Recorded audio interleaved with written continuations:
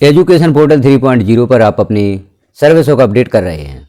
अब service book update करते हैं, प्रोफाइल फ़ोटो आप सबमिट कर देते हैं, KYC आपकी हो जाती है, पर्सनल इन्फॉर्मेशन भी आप सबमिट कर देते हैं और क्वालिफिकेशन की जानकारी भी आपने सबमिट कर दी। अब हम यहाँ पर देखेंगे जो 5वां बिंदु है पोस्टिंग, इससे संबंधित कुछ कन्फ्यूजन शेष रह गए हैं। चूँकि इससे संबंधित जानकारी पूर्व में भी पब्लिश की जा चुकी है, लेकिन यहाँ पर कुछ कन्फ्यूजन है, उन्हें हम देखते हैं। जैसे पोस्टिंग टाइप में, पोस्टिंग टाइप में कौन कौन से ऑप्शन शो होते हैं, इसे हम क्लिक करते हैं तो आप देख रहे हैं फर्स्ट अपॉइंटमेंट, ट्रांसफ़र, संविलियन, प्रमोशन, न्यू कैडर, प्रोबेशन और उच्च पद प्रभार। तो सर्वप्रथम यहाँ पर आपको फर्स्ट अपॉइंटमेंट जो लेटर है, आपका आदेश है, उसकी जानकारी को भरना है। प्रथम नियुक्ति जब आपकी हुई उस समय आपको कौन सा आदेश प्राप्त हुआ था, उसकी जानकारी यहाँ पर भरना है। फर्स्ट अपॉइंटमेंट आप यहाँ पर सिलेक्ट करेंगे। जो भी प्रथम नियुक्ति आदेश है आपका, उसका क्रमांक या नंबर यहाँ पर लिखेंगे और किस दिनांक में आपका यह ऑर्डर जारी हुआ उस दिनांक को आप लिखेंगे, जो ऑर्डर पर आपको ऊपर ही प्रदर्शित होगा। पोस्टिंग ऑफिस कोड, किस विद्यालय के लिए आपका आदेश जारी हुआ है, किस विद्यालय में आपको उपस्थिति देना है, उस विद्यालय का डाइस कोड यहाँ पर लिखेंगे। अर्थात प्रथम नियुक्ति आपकी किस विद्यालय में हुई है उसका डाइस कोड आपको यहाँ पर लिखना है। पोस्टिंग ऑफिस नेम, अर्थात उस विद्यालय का नाम लिखना है जिसमें आपकी प्रथम नियुक्ति हुई है। अब इशुइंग अथॉरिटी, किसके द्वारा वह आदेश जारी किया गया है, उनका नाम यहाँ पर आप लिखेंगे। जैसे शिक्षाकर्मी नियुक्ति हुई, वर्ग 3 का आदेश आपको प्राप्त हुआ, वर्ग 2 का आदेश प्राप्त हुआ, तो आपका आदेश किसके द्वारा जारी किया गया, तो उस समय मुख्य कार्यपालन अधिकारी जनपद पंचायत द्वारा यह आदेश जारी हुआ। कौन सी जनपद पंचायत है आपकी, उस जनपद पंचायत का नाम लिखें, अर्थात CEO जनपद पंचायत, और जो भी आपकी जनपद पंचायत है उसका नाम लिखें। यदि जिले से जारी हुआ है, आपका आदेश जिले से जारी हुआ है, तो CEO जिला पंचायत सागर, या जो भी आपका जिला है उस जिले के साथ आप इशुइंग अथॉरिटी का नाम लिखेंगे। तो इस प्रकार से फर्स्ट अपॉइंटमेंट जो आपकी हुई है उसके आदेश से संबंधित जानकारी यहाँ पर आप फिल करेंगे। डेसिग्नेशन, किस पद पर आपकी नियुक्ति हुई है। अब डेसिग्नेशन आप यहाँ पर देख रहे हैं, जैसे शिक्षाकर्मियों से संबंधित हम देखें तो शिक्षाकर्मी पद पर नियुक्ति हुई थी, शिक्षाकर्मी वर्ग 1, शिक्षाकर्मी वर्ग 2, शिक्षाकर्मी वर्ग 3। तो यह 98 में जो नियुक्तियाँ हुई हैं उनसे संबंधित फर्स्ट अपॉइंटमेंट संबंधित जानकारी आप यहाँ पर भरेंगे। उसके पश्चात हम देखते हैं फर्स्ट अपॉइंटमेंट यदि आपकी संविदा शिक्षक के रूप में हुई है, तो फर्स्ट अपॉइंटमेंट यहाँ पर सिलेक्ट करें। वह ऑर्डर नंबर जो आपका आदेश नंबर है उसे लिखें, ऑर्डर डेट लिखें, किस दिनांक में आदेश जारी हुआ है उसे लिखें।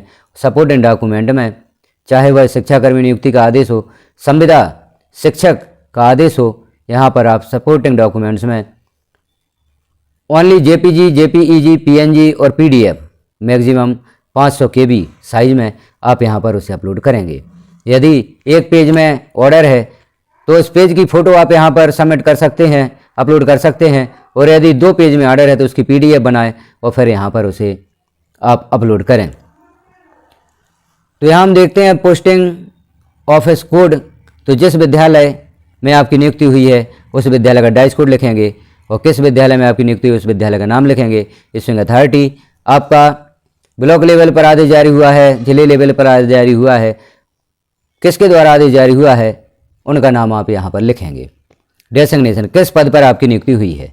यदि संविदा शिक्षक के रूप में आपकी नियुक्ति हुई है तो यहाँ पर आप देखेंगे पद संविदा शिक्षक वर्ग 1, संविदा शिक्षक वर्ग 2, संविदा शिक्षक वर्ग 3, यहाँ पर आप सिलेक्ट करेंगे, और किस पद पर आपकी नियुक्ति हुई है उस पद को आप यहाँ पर सिलेक्ट करेंगे। यदि आप यहाँ पर सिलेक्ट करते हैं वर्ग 3 किसी भी पद के लिए, अर्थात शिक्षाकर्मी, संविदा शिक्षक या अध्यापक, प्राथमिक शिक्षक, यहाँ पर आप सिलेक्ट करते हैं। जैसे हम सिलेक्ट करते हैं शिक्षाकर्मी वर्ग 3, यहाँ पर सब्जेक्ट आप ओपन करेंगे तो यहाँ पर जनरल शो होगा, आप यहाँ पर जनरल सिलेक्ट करें। और अन्य वर्गों के लिए जैसे वर्ग 2 या वर्ग 1 के लिए यहाँ पर सब्जेक्ट प्रदर्शित होगा, तो सब्जेक्ट को आप लिखेंगे, ऐड पर क्लिक करेंगे, जानकारी आपकी यहाँ पर सबमिट हो जाती है और इस प्रकार से प्रदर्शित होती है जो नीचे जानकारी प्रदर्शित हो रही है। अब हम देखते हैं प्रोबेशन से संबंधित जानकारी। प्रोबेशन में आपको कौन सा आदेश यहाँ पर अपलोड करना है। प्रोबेशन अर्थात परिवीक्षा अवधि, आपकी परिवीक्षा अवधि शिक्षा कर्मियों की 3 वर्ष के पश्चात 2001 में आदेश जारी हुआ, उस आदेश को यहाँ पर आप सबमिट करेंगे। इसी प्रकार से अध्यापक के रूप में आपकी नियुक्ति हुई है, प्राथमिक शिक्षक, माध्यमिक शिक्षक और उच्च माध्यमिक शिक्षक के रूप में नियुक्ति हुई है, जो 3 वर्ष का आपका परिवीक्षा अवधि का समय होता है, उसके पश्चात आदेश जारी होता है, उस आदेश की जानकारी आपको यहाँ पर लिखना है। तो प्रोबेशन में आप नियमितीकरण संबंधी आदेश यहाँ सबमिट करेंगे और उस समय आपका कौन सा विद्यालय था, उस विद्यालय का डाइस कोड, उस विद्यालय का नाम, वह आदेश किसके द्वारा जारी किया गया, इशूइंग अथॉरिटी में आप लिखेंगे। उस समय आपका कौन सा पद था, उस पद को आप लिखेंगे। नियमितीकरण के पश्चात आपका कौन सा पद जनरेट हुआ है, उस पद को आप यहाँ पर लिखेंगे। जैसे शिक्षा कर्मियों के लिए नियमितीकरण के पश्चात शिक्षा कर्मी ही पद था, तो उस पद को आप यहाँ पर लिखेंगे। जिस वर्ग के भी आप शिक्षाकर्मी थे या संविदा में आपकी नियुक्ति हुई है, तो नियमितीकरण के पश्चात आपको कौन सा पद जनरेट हुआ, उस पद को आप लिखेंगे। यदि वही पद रहता है तो उसी पद को यहाँ पर आप लिखेंगे। किस विषय में आप का नियमितीकरण हुआ है, उस विषय को यहाँ पर लिखेंगे और ऐड कर देंगे। इस प्रकार से प्रोबेशन में आप अपने नियमितीकरण की जानकारी लिखेंगे। जो 3 साल की परिवीक्षा अवधि होती है, उस 3 साल की परिवीक्षा अवधि को पूर्ण करने के पश्चात जो आदेश जारी होता है, प्रोबेशन में आप उसे लिखेंगे। इसके पश्चात हम देखते हैं आपको संविलियन का आदेश भी यहाँ पर सबमिट करना है। तो संविलियन अर्थात आप अध्यापक संवर्ग में आए हैं, तो उस अध्यापक संवर्ग वाला आदेश जो शिक्षा कर्मियों का 2007 में सम्मेलन हुआ था, उससे संबंधित जो भी आदेश है, उसे आप यहाँ पर संविलियन में अपलोड करेंगे। और भी हम देख लेते हैं, जैसे प्रमोशन आपके हुए हैं, प्रमोशन के पश्चात विद्यालय आपका चेंज हो जाता है। प्रमोशन से संबंधित जो भी आदेश हैं आपके क्रमशः, उन्हें भी यहाँ पर अपलोड करना है। तो प्रमोशन यहाँ पर पोस्टिंग टाइप में सेलेक्ट करेंगे, ऑर्डर नंबर, ऑर्डर डेट और डॉक्यूमेंट्स को अपलोड करेंगे, उस आदेश को अपलोड करेंगे। उस समय आपका कौन सा विद्यालय था, उसका डाइस कोड लिखेंगे और उस विद्यालय का नाम लिखेंगे, किसके द्वारा वह आदेश जारी हुआ, उस इशूइंग अथॉरिटी का नाम लिखेंगे, किस पद पर आपका प्रमोशन हुआ है, उस पद को आप यहाँ पर लिखेंगे। किस सब्जेक्ट पर आपका प्रमोशन हुआ है, उस सब्जेक्ट को आप यहाँ पर लिखेंगे। ऐड कर देंगे तो जानकारी ऐड हो जाती है। इसके पश्चात हम देखते हैं यहाँ पर प्रमोशन के पश्चात न्यू कैडर, अर्थात न्यू कैडर में जो आपका 2018 का आदेश है, शैक्षिक संवर्ग में जो आपका सम्मेलन हुआ है, उस न्यू कैडर वाला आदेश 2018 वाला आदेश आप यहाँ पर अपलोड करेंगे। ऑर्डर नंबर, जो भी आदेश का नंबर है, उसे लिखेंगे। किस दिनांक में आदेश जारी हुआ, जिस प्रकार से हमने पूर्व आदेशों की जानकारी यहाँ पर अपलोड की है, इस आदेश की भी जानकारी आप अपलोड कर देंगे और ऐड कर देंगे। यह जानकारी भी आपकी इस प्रकार से ऐड हो जाती है। इस प्रकार से जानकारियाँ आपकी ऐड होती जाती हैं। अब हम देखते हैं इसमें एक और उच्च पद प्रभार। उच्च पद प्रभार यदि आपको प्राप्त हुआ है तो उच्च पद प्रभार यहाँ पर सिलेक्ट करेंगे। पोस्टिंग टाइप में उच्च पद प्रभार का आदेश आपको प्राप्त हुआ होगा, उस आदेश का नंबर लिखें, किस दिनांक में वह आदेश जारी हुआ है, उस दिनांक को लिखें। उस आदेश को यहाँ पर अपलोड करें 500 KB में।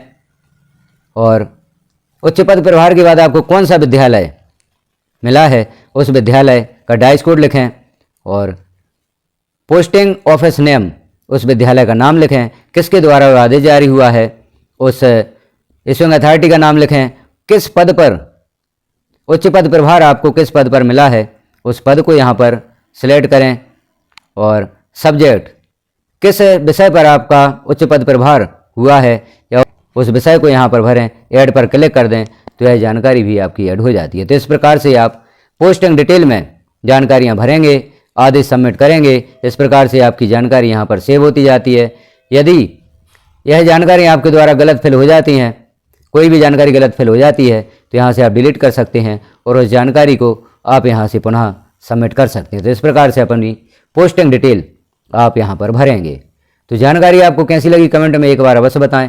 चैनल पर पहली बार हैं तो चैनल को सब्सक्राइब कर लें, बेल आइकन को क्लिक कर ऑल पर प्रेस कर दें ताकि अन्य जानकारियाँ भी आपको नोटिफिकेशन के रूप में प्राप्त हो सकें। सर्विस बुक अपडेट करने से संबंधित जो भी आपकी प्रॉब्लम है, चैनल पर विजिट करें। एक एक समस्या का समाधान चैनल पर आपको प्राप्त हो सकता है। वीडियो को लास्ट तक देखने के लिए आपका धन्यवाद।